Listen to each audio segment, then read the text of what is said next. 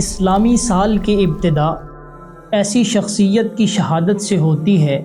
جو دامن اسلام میں وہ عظیم آفتاب و مہتاب شخصیت ہیں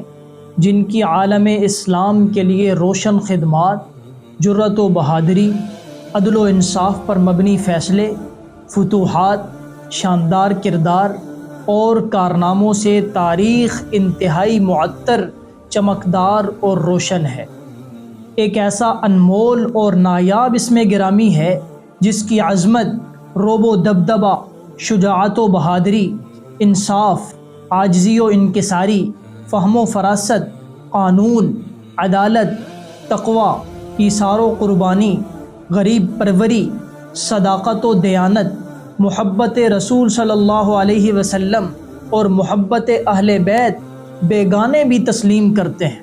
جو زمین پر کوڑا ماریں تو زمین ہلنا بند کر دے، بغیر نوجوان لڑکی کے خون بہائے، جن کے خط سے دریائے نیل بہنے لگے، جن کے حکم سے لاوا اپنے مرکز میں واپس ہو جائے، ہوا جن کی آواز کوسوں میل دور حضرت ساریہ تک پہنچائے، جن کے فیصلے کی تائید میں اللہ کا قرآن اترے، بغیر جنگ کے عیسائی بیت المقدس کی چابیاں جن کے حوالے کر دیں، وہ امیر المومنین، مراد قلب رسول، داماد علی المرتضیٰ، فاتح بیت المقدس،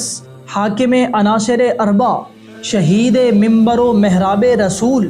انتخاب رب العالمین، وزیر پیغمبر، خلیفہ دوم، وکیل ام المؤمنین حضرت عائشہ صدیقہ رضی اللہ تعالی عنہا،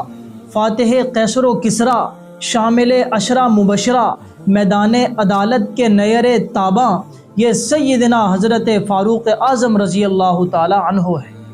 حضرت عمر رضی اللہ تعالی عنہ وہ پہلی عظیم شخصیت ہیں جن کو امیر المومنین سے موسوم کیا گیا۔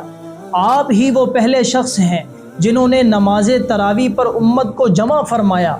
آپ ہی وہ پہلے شخص ہیں جنہوں نے لوگوں کے حالات کی خبر رکھنے کے لیے راتوں کو گشت کیا، بے جا مذمت کرنے والوں پر حد جاری فرمائی، شرابی کو 80 کوڑے لگوائے، نماز جنازہ میں 4 تکبیریں کہنے کا حکم جاری کیا، دفاتر قائم کیے، وزارتیں مقرر کیں، سب سے زیادہ فتوحات حاصل کیں، صدقے کا مال اسلامی امور میں خرچ کرنے سے روکا، ترکہ کے مقررہ حصوں کی تقسیم کا نفاذ کیا، کوفہ، بصرہ، جزیرہ، شام، مصر اور موصل کے شہر آباد کیے، مقام ابراہیم کو اس جگہ قائم فرمایا جس جگہ وہ آج ہے، مسجد نبوی کی توسیع کی اور ٹاٹ کا فرش بچھایا،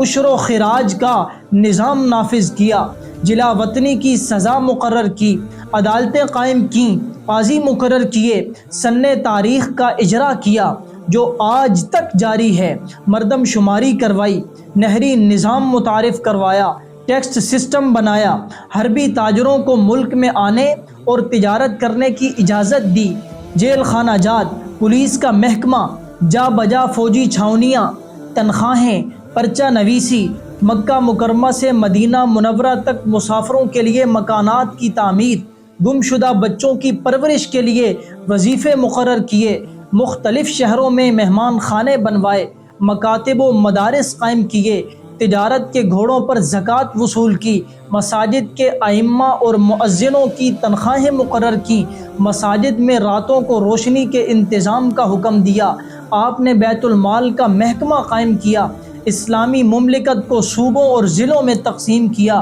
عوام کے سامنے اپنے تمام اثاثے حضرت عمر رضی اللہ تعالی عنہ عیاں رکھتے تھے۔ آپ کسی کو گورنر مقرر کرنے سے پہلے عہد لیتے کہ وہ اعلیٰ گھوڑوں پر سوار نہیں ہوں گے،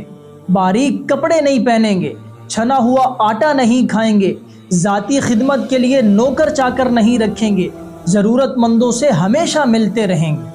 حضرت عمر رضی اللہ تعالی عنہ ہی وہ عظیم شخصیت ہیں کہ غیر مسلم بھی ان کے کھینچے ہوئے خطوط اور ان کے بنائے ہوئے قانون کو عمر لاز کے نام سے آج بھی فالو کرتے ہیں۔ فنانس کا زبردست نظام حضرت عمر رضی اللہ تعالیٰ عنہ ہی کی مرہون منت ہے۔ آپ رضی اللہ تعالیٰ عنہ کی شہادت کے 800 سال بعد تک حکمرانوں کو پہلے حضرت عمر رضی اللہ تعالیٰ عنہ کا نظام عدالت، نظامت، سیاست، طرز حکومت سکھایا اور پڑھایا جاتا تھا، پھر ان سے پوچھا جاتا اور اس کے بعد جا کر حاکم وقت قبول کیا جاتا تھا۔ حضرت عمر رضی اللہ تعالی عنہ وہ عظیم شخصیت ہیں جن کے بارے میں حضور علیہ الصلوۃ والسلام نے فرمایا لو کان بعدی نبی لکان عمر، کہ اگر میرے بعد کوئی نبی ہوتا تو وہ عمر ہوتا، اور فرمایا عمر جس راستے سے گزرتا ہے شیطان وہ راستہ ہی چھوڑ دیتا ہے۔ آپ کے انداز حکمرانی کو دیکھ کر غیر مسلم یہ کہنے پر مجبور تھے کہ اگر عمر 10 سال تک اور خلافت کر لیتے تو دنیا سے کفر کا نام و نشان مٹ جاتا۔ آپ کے دور خلافت میں 3600 علاقے فتح ہوئے، 900 جامع مسجد اور 4000 مساجد تعمیر ہوئیں۔ بوقت شہادت اسلام کا پرچم 22 لاکھ مربع میل سے زائد زمین پر لہرا رہا تھا۔